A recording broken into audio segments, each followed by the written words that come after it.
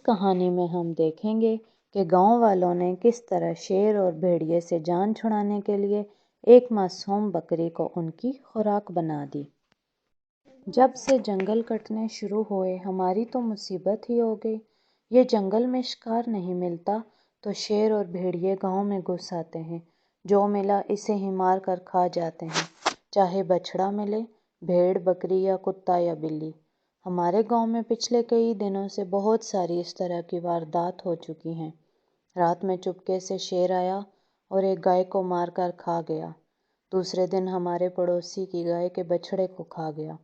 بھیڑیے نے ایک رات ہمارے گاؤں کے سرپنچ کے کتے کو ہی کھا ڈالا۔ گاؤں والوں کے دلوں میں ڈر بیٹھ گیا کہ شیر اور بھیڑیے کسی دن کہیں آدمی کو نہ کھا لیں اور آدم خور بن کر بڑا نقصان پہنچائیں گے۔ گاؤں کے لوگ اس مسئلے کو لے کر چودھری کے گھر پہنچے۔ وہاں پہنچ کر سب اپنی اپنی ہی بولی بول رہے تھے۔ کوئی کہہ رہا تھا اس سال بارش کم ہوئی، تمام تالاب سوکھ گئے ہیں۔ کوئی کہہ رہا تھا جنگل میں اب درخت نہیں بچے ہیں، ہم پکانے کے لیے لکڑیاں کہاں سے کاٹ کر لائیں۔ چودھری نے تبھی بیچ میں کہا کہ پانی کی تلاش میں ہی شیر اور بھیڑیے گاؤں میں آ رہے ہیں۔ جنگل میں درختوں کی لگاتار کٹائی ہونے سے چھوٹے چھوٹے جنگلی جانور گاؤں کی طرف آ کر اپنے پیٹ کی آگ بجھا رہے ہیں۔ شیر اور بھیڑیے کو شکار نہ ملنے کی وجہ سے وہ بھی گاؤں کی طرف رخ کرتے ہیں۔ ایسے حادثات کی ذمہ داری تو ہم ہی ہیں۔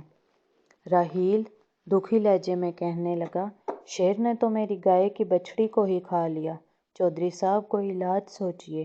احمد خان نے کہا، رشید لوہار سے ایک جال بنوا لیتے ہیں، شیر اور بھیڑیے کو اس میں پھنسا لیتے ہیں تاکہ ہم سکھ کی سانس لے سکیں۔ احمد خان کی بات سب کو ٹھیک لگی۔ رشید لوہار نے کہا کہ ایسا جال بناؤں گا کہ شیر ہو یا بھیڑیا پیر رکھتے ہی پھنس جائیں گے۔ لوگوں نے کہا یہ بھی بھلے کر لیا جائے کہ شیر اور بھیڑیے کو پھنسانے کے لیے کیا کیا جائے۔ کوئی بھیڑ بکری جال کے پاس بندھی پڑی گی، تب ہی تو شیر یا بھیڑیا وہاں آئیں گے۔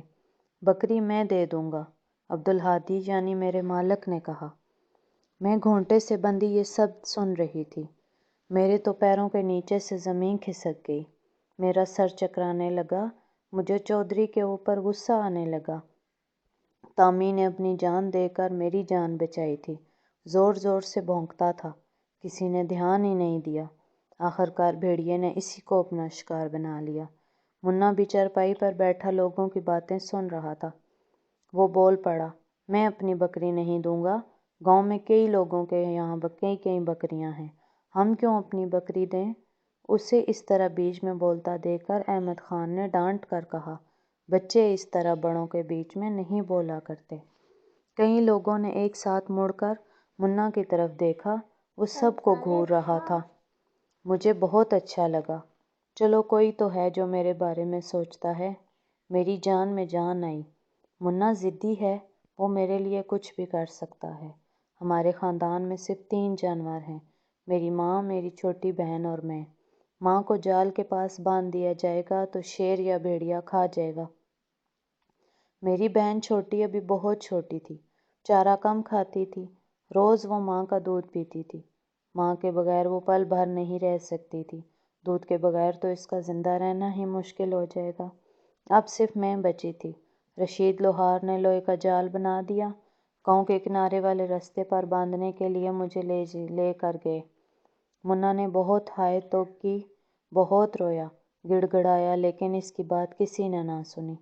مجھے ایک کھونٹے سے باندھ دیا گیا، میرے سامنے ہری ہری گھاس ڈال دی گئی، ایک بالٹی میں میرے لیے پانی رکھ دیا گیا۔